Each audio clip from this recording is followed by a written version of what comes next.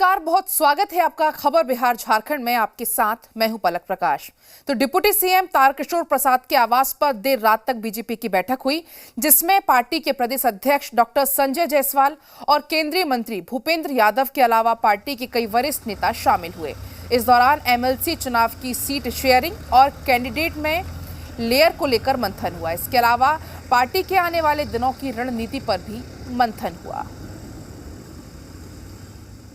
Deputy CM Tarkishore Prasad के आवास पर बीजेपी की उच्च स्तरीय बैठक में केंद्रीय मंत्री भूपेंद्र यादव, इसके अलावा बीजेपी के प्रदेश अध्यक्ष डॉक्टर संजय जायसवाल, खुद डिप्टी सीएम तारकिशोर प्रसाद, इसके अलावा बीजेपी के कई मंत्री अमरेंद्र प्रताप सिंह से लेकर जीवेश मिश्रा और संगठन से भी जुड़े कई सारे नेता जो हैं वो बैठक में शामिल हुए। और बैठक का जो मूल उद्देश्य था वो सीट शेयरिंग, एमएलसी चुनाव में सीट शेयरिंग को लेकर है। इसके अलावा आने वाले समय में बिहार में पार्टी की क्या कुछ गतिविधियां होने वाली हैं, रणनीति क्या कुछ होने वाली है। इसके अलावा जो हालिया दिनों में जो बयानबाजी का दौर खास तौर पर जेडीयू और बीजेपी के अंदर चल रहा था, इन तमाम चीज़ों पर इस बैठक में चर्चा हुई है और एक एक कर सारे नेता जो हैं वो निकल चुके हैं।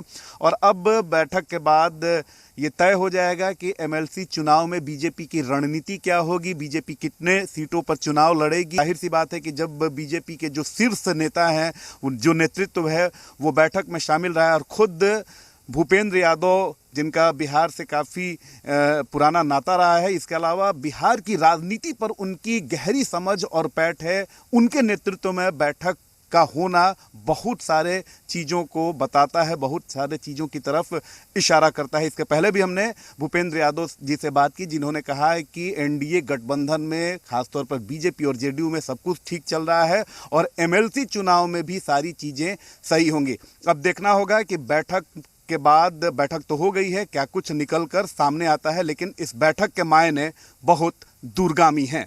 कैमरा पर्सन निशांत रंजन के साथ रितेश मिश्रा, जी मीडिया, पटना।